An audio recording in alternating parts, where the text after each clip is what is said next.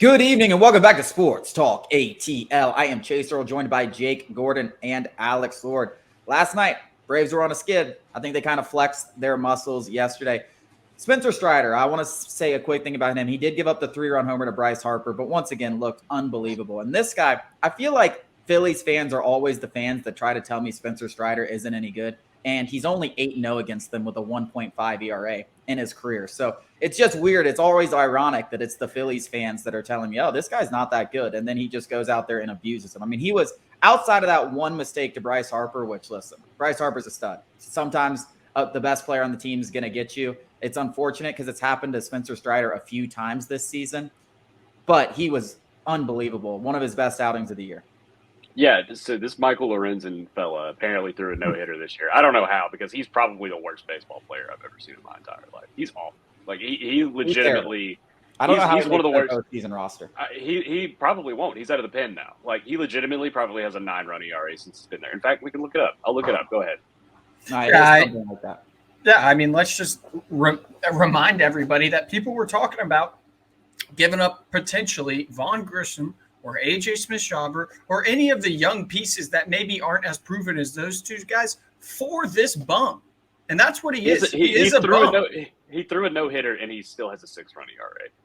Yeah, it's not just this bum. I mean, I didn't want Michael Lorenzen. I don't know if the Braves were even linked to him. But there's a few of them. Lucas Giolito has been terrible. Jack Flaherty has been terrible. He just got moved to the Flaherty just got moved to the bullpen. Every pitcher that got traded at the trade deadline has been absolutely awful. And I said this when they were getting traded. It's like none of these guys really moved the needle. Like, you could argue that none of these guys would have been – actually, I wouldn't even argue it. None of these guys would have been in the top 4 of the Braves rotation. So, like, why even trade them? Like, they wouldn't even get any innings. Like, what? You're really going to give up top prospects for an innings eater in the playoffs? It was always – unless you're going to go out there and get a stud guy, like somehow get Dylan Cease, which the Braves didn't have enough to get a guy like Dylan Cease. There was no one out there for them. And listen, everyone that made the trades, I guarantee you, if they could go back to the trade deadline, would be like, would take it back 100 times out of 100. The Braves made their small, they made their small moves. Other than Verlander, I think that's absolutely true. Like, Scherzer's done. I think the Rangers. I don't know if Lance Lynn's still doing good. Maybe. Yeah, I think that's very true. That most everybody would like to have those trades back. Most everybody, including the Angels. Good Lord, the Angels wish they went in the opposite direction instead of going all in. Well, still bums. We all said it. Yeah, it was just terrible decision making, terrible organization, bad organization, stay bad, and the Angels are no different. Yeah, I mean, they screwed up their organization for the next decade. I mean, they are just, and I said it was one of the dumbest trade deadlines I've ever seen, and we can talk about that at a later date. Let's talk about the big story of the night, which was Ronald Acuna Jr. adds 2 more home runs. He's now 1 homer away from 46, or one homie. My homie. We're calling them. Actually, no. We're calling them homies now. They're homies. One homie away and 3 stealies away from 40-70. One of the most historic seasons we've ever seen. He put a bow, not a bow tie, on the NL MVP. I don't think there's any doubt about it. There's no question. Once he hits that 40th homer, it was always if he ever got the 40-60. It didn't matter if he had 0.3 less WAR or Mookie played a little bit better defense. Well, actually, be a floor. I mean, the guy is hitting on top of all of this. The guy leads the National League in hits, OPS, runs, stolen bases. And he's hitting 340. Yeah. He's hitting 340, and he's been doing this all year. He has been in between 325 and 350 the entire season. His worst WRC plus, which is just runs created, weighted, the worst he's ever had by a month was like 147, which is 47% above league average. That's insane. Mookie's point, he's been unreal all season long, and that same metric, weighted runs created, his lowest was like 115. Just to put, the volatility in perspective that, yes, Mookie's been great, but he's been a little bit up and down compared to Acuna. Acuna's up and down has been really, really, really good to the best player in the league. That's all it's been. It's all it's been. And what's crazy to me about this entire conversation is baseball in particular, compared to all the other major sports, is very like the writers, the voters are very purist. They want to protect the integrity of the game. That's why Barry Bonds and all those steroid guys aren't in the Hall of Fame. That's your prerogative. They're Hall of Famers in my eyes. I don't really care. What's crazy is it's those guys that are like sticking up for Mookie, except for the fact and not acknowledging the fact that Ronald Acuna Jr. is on the cusp of history. History. You talk about the history of baseball and this and that, yet you won't acknowledge the fact that nobody's going to get close to this record unless Ronald Acuna Jr. does it again. Like I said this weeks ago, months ago, that if Ronald Acuna Jr. breaks that 40-50, 40-60 mark, and now we're looking at 40-70, the MVP's a wrap. It doesn't matter what the other guys do.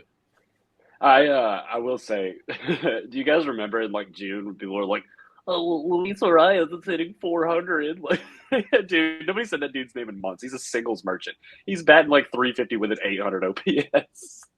I mean, dude, he's like in danger of losing the batting title to Ronald Acuna Jr. at this point. Like, yeah. Like, what if he hits 400 for a whole season? He's not. I hate those what ifs. It's like, bro, 400. Like, let's get to like September and he's hitting 398 before we start talking about that. Like, literally. There's a very good chance he goes through one slump, and like the odds of that happening are zero. Like hitting 400, you can't have a slump the entire season. Like let's wait a little bit before we even have that conversation. And even if he does, I still don't think he wins the MVP.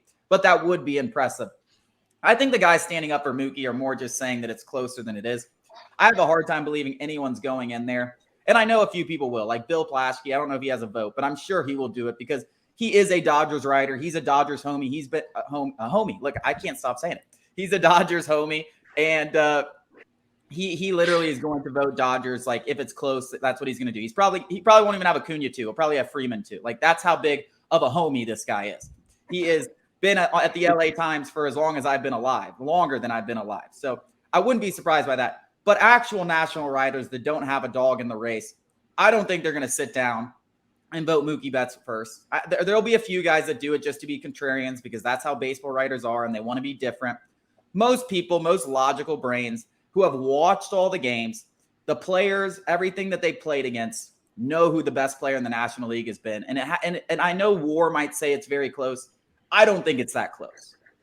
His own manager pretty much alluded to Acuna being the MVP. Obviously, Dave Roberts is going to say publicly, he was like, I think Mookie deserves it. But if you watched the clip, and this happened last week, he basically said in his without saying it, that he's like, yeah, it's going to be pretty hard to take it away from Acuna. And that's just the fact of the matter. It's not that I'm trying to diminish what Mookie has done, because in any other league, he's the MVP. Any other year, he's the MVP. And same goes for Freddie Freeman and Matt Olson. Those two guys have had amazing seasons. Freeman. He's a loser. Yeah. Anyways. I do hate the fact that people are like, oh, Freddie, these doubles. You know what's cooler than doubles? They're fawning over him. Home runs. Exactly. A lot stolen cooler. Bases. Another thing about Matt Olson, let's just get, praising Matt Olson. He's second behind Ronald Acuna Jr. in batting average on this Braves team. Who had that on their bingo card? Nobody. Especially not me in like June whenever he was hitting like 240 or like 230. Yeah, he's hitting like 220. I mean, when Matt Olson gets hot, and I've said it, it's a different bear. I mean, the guy's there's even better than Acuna. Like when that man's hot, you can say the same thing for Marcelo Ozuna. I mean, the guy's almost at a 900 OPS, which is just insane. Every time I watch a game, I mean, he has 3 more hits yesterday. I'm like, how is he getting close to 900 OPS? The guy had a 0.85 batting average in April. Like, it's just mind-boggling. But he had like 2 hits in the first month. 5. He literally had 5. Like, I could count them on one hand. He had 5 hits.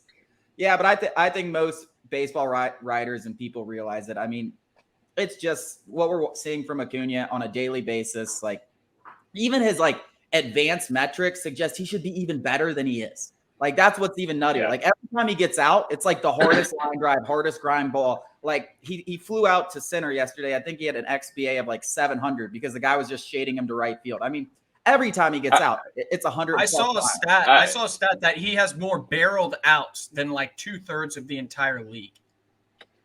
That's crazy. I love him.